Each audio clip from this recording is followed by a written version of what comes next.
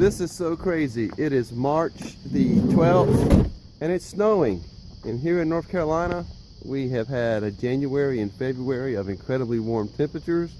Most days in the 60s, some in the 70s, a few in the 80s. And it's snowing.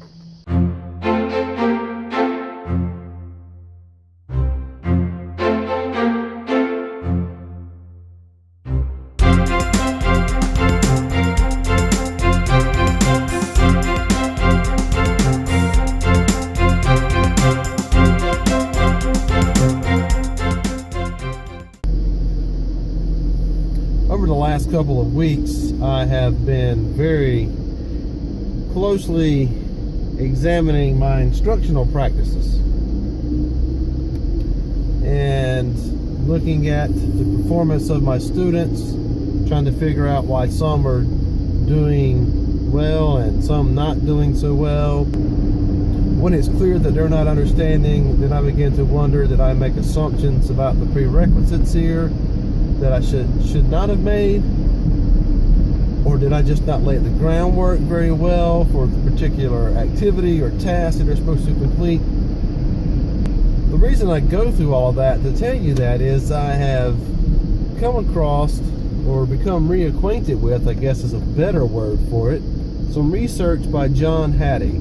What John Hattie did was he compiled all of the studies that were done on student achievement and effective teaching, etc. And he categorized everything, weighted everything, measured all of the results of all of these studies, and came up with what is now the seminal study on this whole idea of what we can do to increase student achievement. That's all based on effect size. Because you'll hear that if teachers just do this, then students will do better. If we change this aspect of the classroom, then students will do better. As he measured all of these things on the basis of all these studies, what he found is that a lot of the things that we say will just make student achievement go up really don't have that much effect. One of those was class size. In other words, how many students you have in your class. On the scale that Hattie created, a effect size of 1 would increase a student's achievement by 1 whole grade level. And as he measured these, basically he said anything that's 0.4 or above are the types of things that you should be doing in class, in your schools, to increase your student achievement. Guess where class size fell? Class size was a 0.12. So what does that mean? That means class size doesn't matter. Or does it? See, that's the danger with things like this. That's the danger with taking things out of context and not looking at the bigger picture. Last video I talked about how the meaning of anything is found in its context. What happens with a study like Hattie's is that politicians who want to cut the budget will pull up that piece of information and say, well, here is the guru of all things education, and he says that class size really doesn't matter. So here's what we're going to do. We're going to remove limits on the class sizes, and if we need to put 40 kids in that 8th grade class, then by golly, that's what we're going to do, because it really doesn't matter. I'll have to come back to this. I got to stop and get some coffee, because my car doesn't have any heat. We had snow yesterday, and temperatures were sub-freezing all night, and I think the temperature right now is like 40 degrees. So I'm going to get some hot coffee to warm me as I drive and as we have this conversation.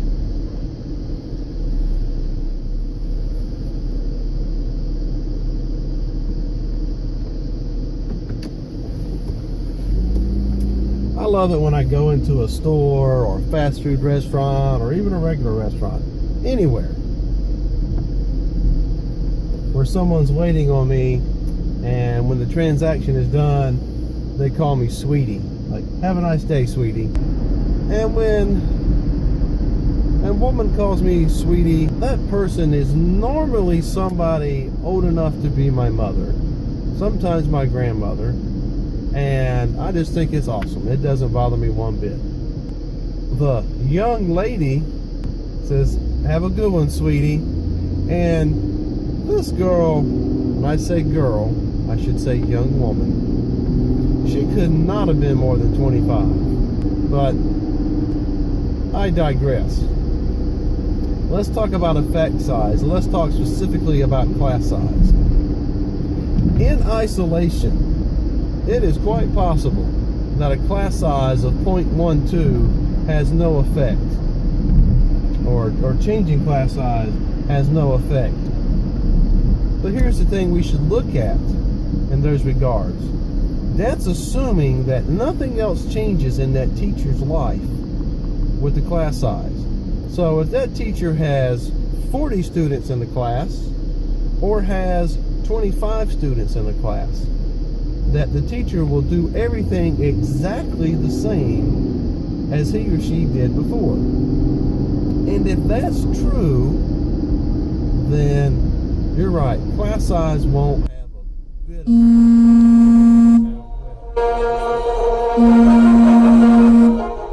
Okay, I don't know where I was as that phone call came in and interrupted our recording.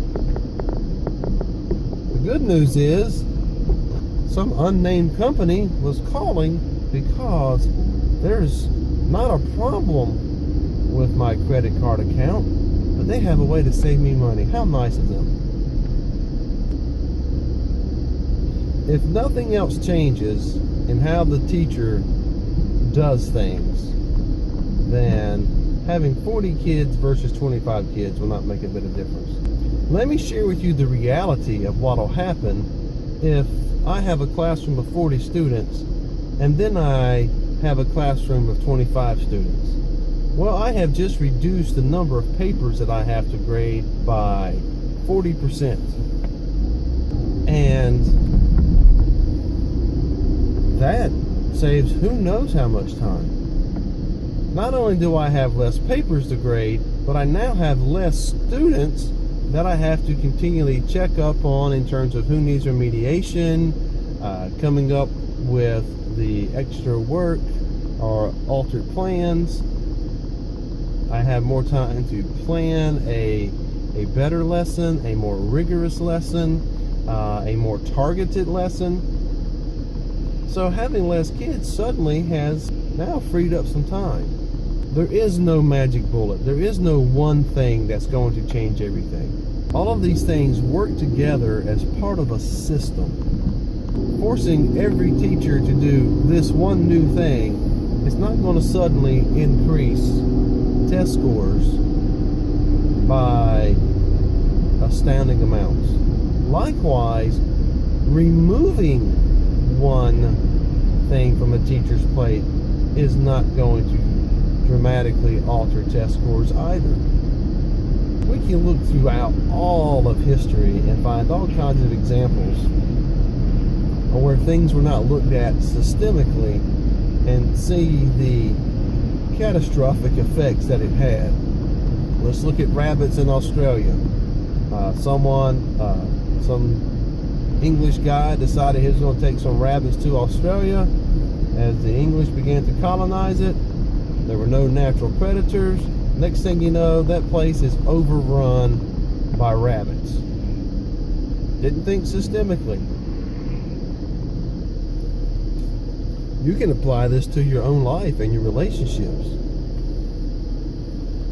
So many times when we're in a relationship, whether it be a marriage, a dating relationship, a parent-child relationship, and could be some problems, some things that are causing friction, some things that are causing discord, and we try to identify the one thing that's causing the issue. And in counseling terms, we tend to call that the identified problem, or if we try to stick it on a particular person, then that person becomes the identified patient.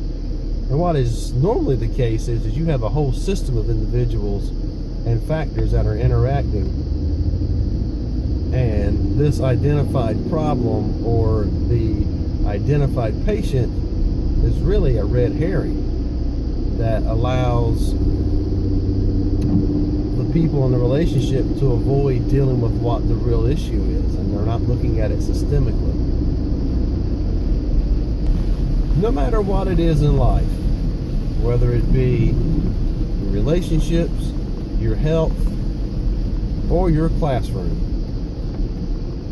remember that none of the elements in those arenas act independently and are totally unaffected by everything around them. They are part of a larger system, and we need to have big picture perspectives that can fit all of those pieces together so that we can see the grander picture that is put together by all those little puzzle pieces.